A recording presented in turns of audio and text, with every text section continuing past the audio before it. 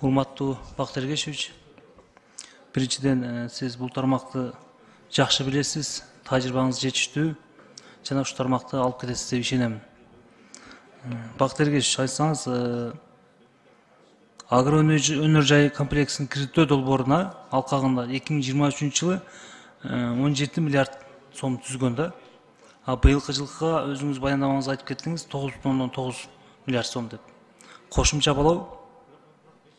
Эгерде кошумча болбосо, кандай жеткиресиз? Былтыркы жылкы жетпеген, быйыл ушул 9 миллиард менен жеткиресизби? Bizde hazır Aybek Japarovич, bizde былтыркыдан КПК'дан 3 миллиард 600, ya 3 миллиард 200 остаткабыз бар. Ошо 3 миллиард 200'dü дагы биз былтыр иштете албай койдук. 17 миллиарддан ашып калган, Ошол 3 миллиард 200'dü дагы иштетейлик, анан кошумча дагы кийин талаптар болсо ушунун акчаны кошуп беребиз. Мен суром, Айылбанк. Бар да Айылбанк келди. Жетекчиси, сиздер 2023 жылы 11,1 миллиард сом дыйкандарга беребиз деп силерге бөлүнгөн. Ошонун канчасын бердиңиздер, канчасы берилбей калды?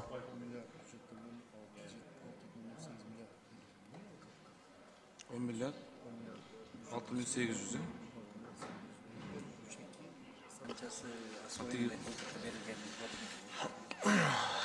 Былтыр КПК программасы боюнча Айыл банкына 4 миллиард 600 бөлүнгөн, 4 миллиард 600'дүн 2 миллиард 300'ü берилген. Калган сумманы болсо мына быйыл уже берип атабыз. Былтыр, кечиресиз. Былтыр сиздерге Айыл банкка Минфиндин берген маалыматы боюнча 2023 жылы 11,1 миллиард сом берилген да. Туурабы же Минфин туура эмес маалымат берди абы? 10 миллиард, былтыры 10 миллиард 312 миллион сом берилген. 7 миллиард 76 миллион сом банк аркылуу дыйкандарга берилген. Калдык остаток 3 миллиард 236 миллион сом берилди. Айыл банк аркылуу 3 миллиард толугу менен 67 миллион кеткен. Айыл банк 4 миллиард 8 миллион кеткен экен. РСК 3 миллиард 67 миллион кеткен экен. Сиздер канча процентин элге бердиңиздер, канча процент ашып калды Айыл банк? Жооп берсеңиз. Берилген сумманы. Бөлүнгөн суммадан ФСК 11 боюнча бөлүнгөн сумма бардыгы менен толугу менен кардарларга берилген. Эми КПК программасы боюнча ошо 2 миллиард 300'ü калып калган, ошону болсо мына быйыл дагы берип атабыз. Мына жогоруда Эмин мырза мен кесиптешим туура айтып кетти да. Урматтуу Айыл банктын жетекчиси, биздин дыйкандарга, айылда дыйкандарга кээрлери жетпей жатат. Ошону быйыл жакшы көзөмөлгө алып бербесеңиздер, былтыркыдай болуп калбасын. Анан Бактар Ергешевич, былтыр өзүңүз билесиз, бул жерде бардык депутаттар дыйкандарга кээ бир ушу кредиттер буудай пышканда бериле баштаган да. Мындай ишкана кеч калган.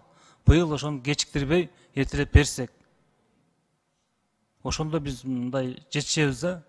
Дыйкандар дагы ушул кредит алып эртерээк эгин алат. Ошондуктан сөз түрдө эртерээк бериңиздер. Бул менин сунушум. Экинчи менин маселем. Бул жерде Газпром жетекчиси бар да. Газпром сиздерге Ош шаарында эмне үчүн азыр газдын басымдуулугу аз болуп жатат? Жооп бериңизчи, элдер чындыгында азыр кыйналып жатат да. Саламатсыздарбы? Менин атым Мирлан Асанкожоев. Мен болсо Газпром нефтеазиянын представители болом. Газпром нефтеазия күйүүчү майларды, бензин жана дизель отундарын камсыз кылып турат да. Газ, именно газ боюнча бизде башка ишкана иштеп жатат. Газпром Кыргызстан.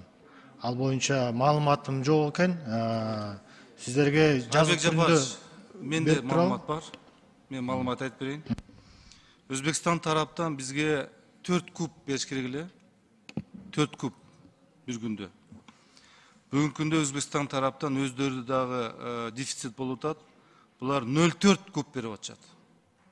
Ошон үчүн азыр Газпромдон азыркы учурда көп кабаттуу үйлөрдү газ менен камсыз кылуу жана газ менен котельный иштеп аткан газ менен ушуларга камсыз кылуу. Калгандарын биз азыр жер үйлөрдү газдарды чектөө коюп атабыз.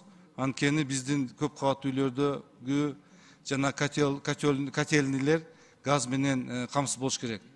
Бирок бир жагынан биз энергетиктерге биз тапшырма бердик. Энергия дефицит болбош керек. Кайсы жерде кайсы үйлөрдө кандайдыр бир маселе болуп калса, ошол электр энергия боюнча чектөө киргизбегиле, электр энергияны колдонгула деп биз тапшырма бердик. Ал боюнча энергия системада Ошта азыр проблема жок. Ошон үчүн бир аз чыдап коюш керек болуп атат. Жер үйлөрдө кичине анча отуну бар, көмүрү бар. Мен ойлойм бул жерден да чыгып кетебиз. Бул Өзбекстандан кичине көз карап. Рахмат Бактыргеч. Мен эмне айткым келет Бактыргеч, мына сиз өзүңүз бул тармакты жакшы билесиз айыл чарбанычы. Чындыгында биз насыяны кредитти элдерге эртерээк беришибиз керек. Жана алар эртерээк эгинин башташ керек. Ошондо жакшы болот. Жана жогоруда айтып кеттиңиз, 40 районго биз өзүбүздүн өкүлдөрүбүздү коебуз деп. Бул жакшы нерсе да. Мен каалайт элем ушул баардыгы ишке ашып, ушул жакшы болуп, сиз жана жогоруда берген докладыңыздагыдай болуп кетсе экен депчи. Ишиңизге ийгилик анда. Рахмат. ФСХ боюнча 1 февралдан башталат. КПК боюнча акча бар, акчаны алса болот. Анда бүгүнкү күндө дыйкандар 1 февралдан 1 февралдан акча алып баштаса болот, туурабы? Ооба. Рахмат.